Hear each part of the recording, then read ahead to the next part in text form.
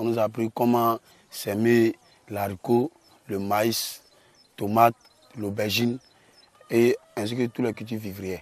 Aujourd'hui, j'ai acquis beaucoup de connaissances en agriculture et quand demain je serai dans la vie active, je ferai un très grand champ d'haricots.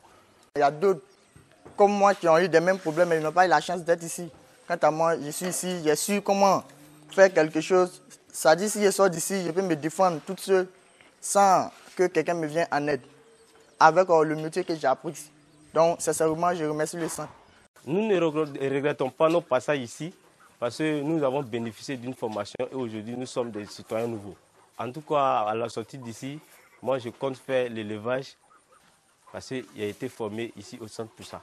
Avant le 28 avril 2018, date de l'ouverture du deuxième centre civique d'action pour le développement à Guédikpo dans la région du Boclé, ces jeunes n'avaient aucun repère. Ils étaient livrés à eux-mêmes dans la rue. Grâce à la politique de resocialisation et d'insertion des jeunes en conflit avec la loi, 146 ont été admis dans ce centre pour y recevoir une formation civique et une formation professionnelle, notamment en agriculture, en élevage de volailles et de caprins, en froid climatisation et en maçonnerie.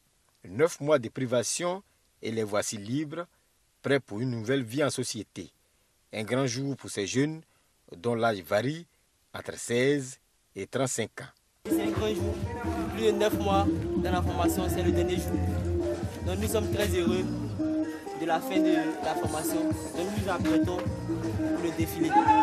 Dans la cuisine, on s'active pour préparer un menu spécial. Aujourd'hui, c'est un jour spécial pour les enfants. Donc on a reçu le menu des œufs grillés avec des ignames, plus le tchèp avec du poulet grillé. Vraiment, ils vont nous manquer. Vraiment, c'est un peu difficile, la séparation, parce que c'est des enfants, ils sont tellement polis, gentils, et puis vraiment, ils savent ce qu'ils veulent. Après le repas, place à la cérémonie. Défilé des 3 sections, salut aux couleurs, remise des diplômes de formation en secourisme. Avec ces jeunes, nous avons réalisé un enseignement civique et citoyen qui a pour but d'assurer l'harmonie entre le stagiaire et son futur environnement social et professionnel, ainsi que de le faire participer à la vie de la cité, comme citoyen exemplaire et porteur des valeurs fondatrices de la République de Côte d'Ivoire. Ensuite, ils ont eu une formation à l'alphabétisation, une formation au secourisme et une formation professionnelle. On leur a montré ce que c'est que le drapeau, l'hymne national, reconnaître le portrait officiel du chef de l'État, leur montrer aussi le bon comportement, c'est-à-dire les valeurs civiques, les droits du citoyen, les obligations du citoyen, à respecter par exemple les édifices, à respecter les autorités, etc., etc. Tout ce qui fait d'un Ivoirien un bon citoyen. Donc on leur a inculqué ça en quelque sorte. Ces jeunes gens ont donc tenu. Ils ont tenu 9 mois durant. Ils ont tenu 9 mois de privation.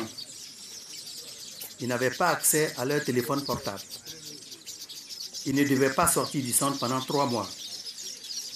Ils n'ont pas droit de recevoir des visites. Mais aujourd'hui, vous l'avez vu, ils ont retrouvé leur repère. Baptême de la première promotion portant le nom du ministre Henri César Sama, parrain, fils de la région.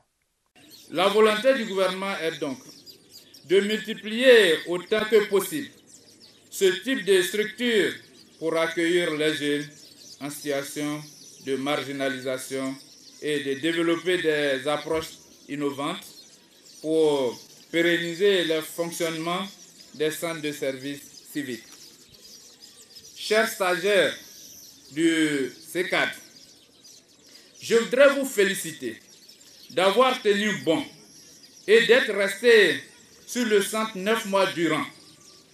Vous avez résisté durant cette période aux envies naturelles d'être en contact permanent avec l'extérieur. Soyez-en fiers et demeurez des modèles. Grâce à un financement du Fonds des Nations Unies pour la consolidation de la paix, l'UNICEF accompagnera également l'ouverture en janvier 2019 du centre de service civique de Mbayakro, que nous avons d'ores et déjà réhabilité. Avec l'Agence française de développement, qui supporte le centre de Bambresso, ce sont aujourd'hui 3 centres qui ont une capacité de 500 jeunes par promotion qui sont maintenant opérationnels.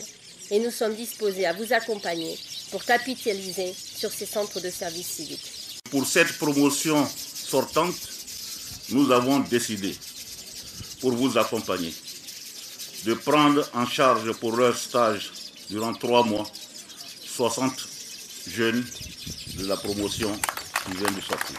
C'est avec fierté que les jeunes stagiaires ont montré leur savoir-faire au secrétaire d'État chargé du service civique. Les parents venus nombreux encourager les jeunes stagiaires ont promis, avec libation à l'appui, les suivre pour une réinsertion réussie.